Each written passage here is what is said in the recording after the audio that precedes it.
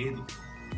17 ఎకరాలలో అక్రమ క్రషర్ పెట్టి మైనింగ్ చేస్తూ ఉంటే అప్పటికి పొల్యూషన్ బోర్డు వాళ్ళు నోటీసులు ఇచ్చి 2 సార్లు విజిట్ చేసిన రిపోర్టులు మొత్తం ఉన్నాయని సబ్మిట్ చేస్తే ముఖ్యమంత్రి స్వయంగా ఒప్పుకున్నాడు. అక్రమం జరిగిన మాట వాస్తవమే, ఏదో 1 కోటి 2 కోట్ల పెనాల్టీ ఇస్తే ఆయన కట్టిండని కూడా ఏదో మాట్లాడింది. అంటే అక్రమ మైనింగ్ జరుగుతున్నా కూడా పొంగులేటి శ్రీనివాసరెడ్డి ఎన్నికలు రావడానికి గల కారణం ఏంది ముఖ్యమంత్రి అనేది కూడా ఒకటి ఆలోచించాలి. ఏమడిగిందంటే బీఆర్ఎస్ సభ్యులు హౌస్ కమిటీ వేయమన్నారు. ఇది జాగ్రత్తగా వినాలి, మనం తెలంగాణ ప్రజలు కూడా గమనించాలి. హౌస్ కమిటీ అంటే సభా సంఘము. సభా సంఘంలో పోస్టులలో 50,000 పోస్టులు కేసీఆర్ గారు నోటిఫికేషన్ ఇచ్చిన టైంలో చూసినాము. మేము ఇచ్చిన ఏమైనా 16,979 అని అతి స్పష్టంగా చెప్పినారు.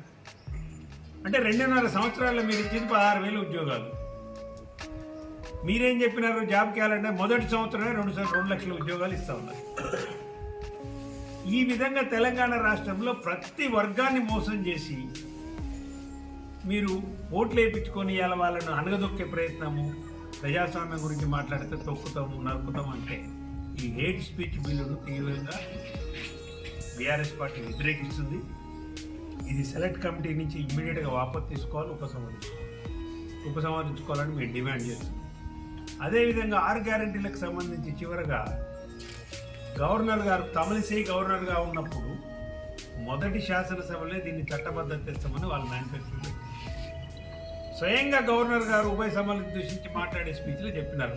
6 గ్యారెంటీలు చట్టబద్ధత మీద ముఖ్యమంత్రి రేవంత్ రెడ్డి గారు సంతకం పెట్టినారు అని చదివింది ఆమె. మీరు చూడండి, వెరిఫై చేయండి. మరి గవర్నర్ బిల్లు అంటే అనేక మంది భార్యలు చేసుకోవడం తప్పని సెంట్రల్ గవర్నమెంట్ ఒక చట్టం ఉన్నప్పుడు కూడా ఇంకా శిక్ష పెంచాలి అని 7 సంవత్సరాలు దాన్ని 10 సంవత్సరాలు చేయాలని ఆయన బహుభారతం గురించి ఒక బిల్లు పెడితే ఎన్టీ రామారావు గారు స్వాగతించి అసెంబ్లీలో చర్చ పెట్టి ఒప్పుకున్నారు.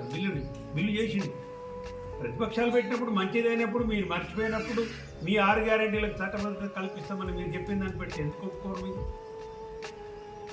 రాజశేఖర రెడ్డి గారు చాలా గొప్పవాడని మన అసెంబ్లీలో కూడా చెప్పింది. రాజశేఖర రెడ్డి గారు స్వయంగా ఓబులాపురం మైన్స్లో ఇట్లనే జాయింట్ పార్లమెంట్ హౌస్ కమిటీ వేయమని, సభా సంఘం వేయమని ఆనాడు తెలుగుదేశం పార్టీ వాళ్ళు డిమాండ్ చేస్తే ప్రతిపక్ష నాయకుని అధ్యక్షతన నాగం జనార్దన్ రెడ్డి గారి అధ్యక్షతన ఓబులాపురం మైన్స్ సంబంధించి సభా సంఘం వేసిన రాజశేఖర రెడ్డి గారు వేయండి. మీరు కూడా అదే మరి. ఇవన్నీ ఏవి లేవు, ఏ ఆచారాలు లేవు, అసెంబ్లీ మా డీసెన్సీ లేదు. అసెంబ్లీ అంటే ఏమంటారు, దానికి సంబంధించి ఆయన అడ్డగోలుగా మాట్లాడటానికి, తిట్లు తిట్టడానికి ఉపయోగించే వేదికగా వైషమ్యాలు